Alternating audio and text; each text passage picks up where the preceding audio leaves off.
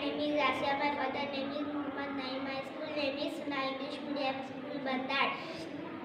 My lesson name is present simple tense. Question number 1, मैं किताब लेती हूँ.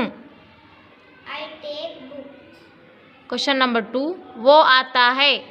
He comes. Very good. Question number 3, तुम अंग्रेजी लिखती हो. You write English. Very good. वो मछली खाता है.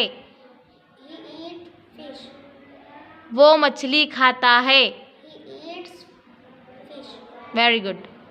क्वेश्चन नंबर 5, उस्मान दूध पीता है.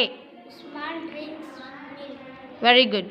क्वेश्चन नंबर 6, अफ़ान कहानियाँ लिखता है. Afan writes story.